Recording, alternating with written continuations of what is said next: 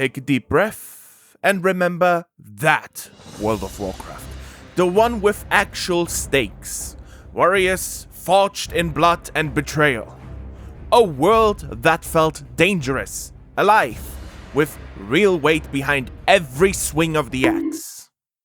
And now, this is how Blizzard sells us player housing in 2026. Yes! yes! Yes! Wahoo! Welcome to the new era. Times change. Let that sink in for a moment. We all know what happened. Not just Blizzard, but gaming as a whole. It's been hijacked by the exact same people who used to mock us relentlessly for playing video games.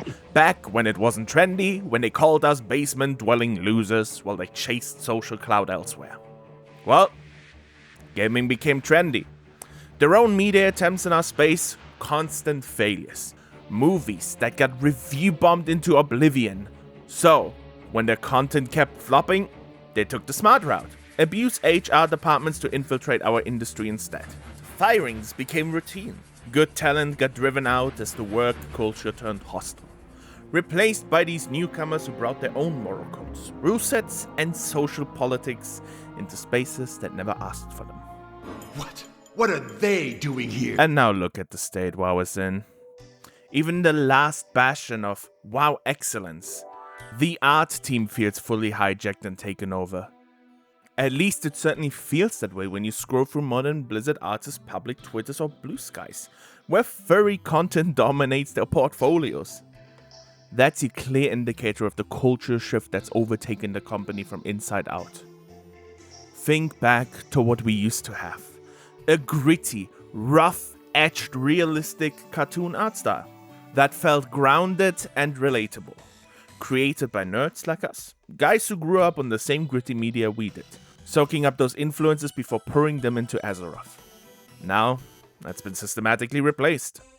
Diversity hires filling seats, Hollywood writers who tank their own project, now hijacking somebody else's success by implementing ideas and concepts that don't even fit the existing lore. The art style itself?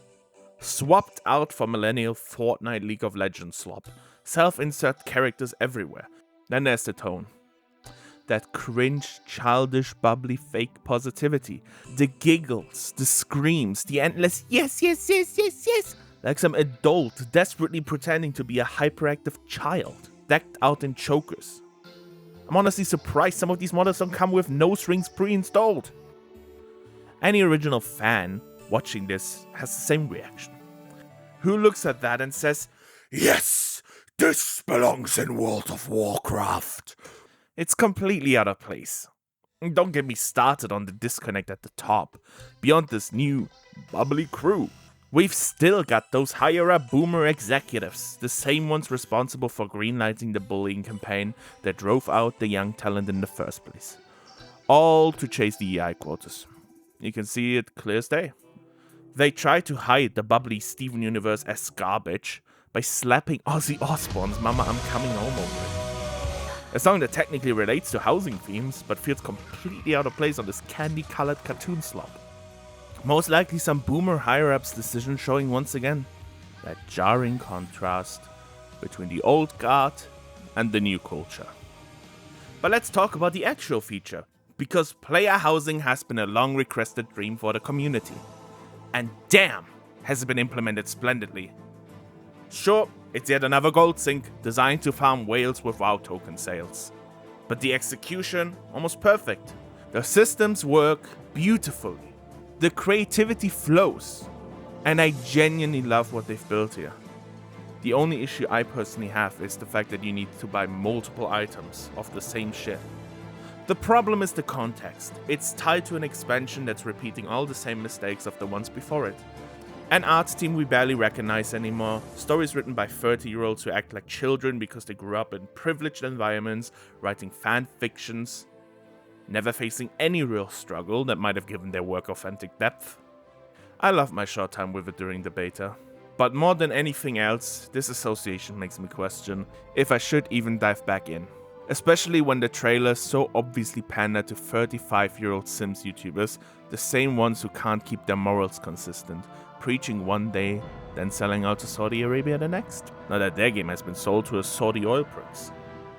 Now, I love WoW. Hear me out. Back before the writing team was hijacked, WoW's story wasn't just some modern Disney-like fantasy that made everything unbelievable and over-the-top cartoonish. The stories had real meaning, real emotion that hit you in the gut. Sure, the characters, actions, and world aren't real. Nobody's claiming a giant mana bomb leveling your city or your father getting disenchanted by an evil warlock happens in real life. But the concepts, the emotions, those were universal.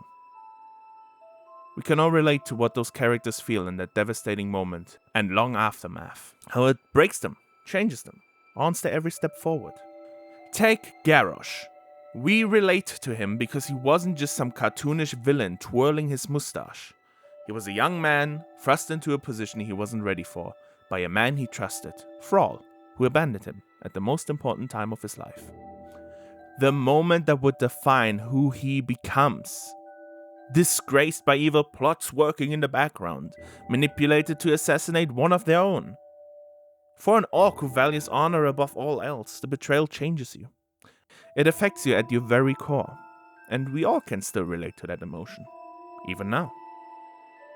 It's not some Marvel slop like in Dragonflight, where we win with the power of friendship alone. No. It's a deep personal struggle belonging to a character grounded in the world he inhabits, not some outsider forcibly written in to fill quotas or shoehorn something that doesn't fit the lore around it. These were stories saying, these characters may live in fantasy, but they're human in nature, written by humans who know what real betrayal feels like, what abandonment carves out of your soul, the crushing weight of being lost while everyone looks to you for your leadership. Well, that concludes my rant. If you liked it, that means you're probably in the same boat as me, which gives me some hope that the old god still exists. If you want more, subscribe. I don't upload very regularly, but I plan to make these kind of rants more often. Because, quite frankly, I don't think there's enough people who actually criticize the game anymore, because most of them either left, or there's just too much toxic positivity from the other crowd that shills for Blizzard. But I think it's very important to say these things as an old player who grew up with this game, who loves the game. Despite us screaming mostly into the void, I still feel like it needs to be addressed. Whenever we see such shameless pandering. That's all I can really call it, it's just shameless pandering.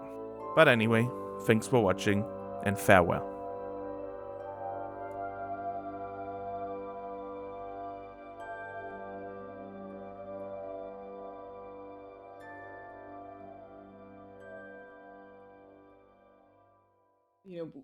Even with Chris Metzen, we talk about, sometimes he's like, man, I wish we hadn't called it Warcraft. It sounds kind of intimidating.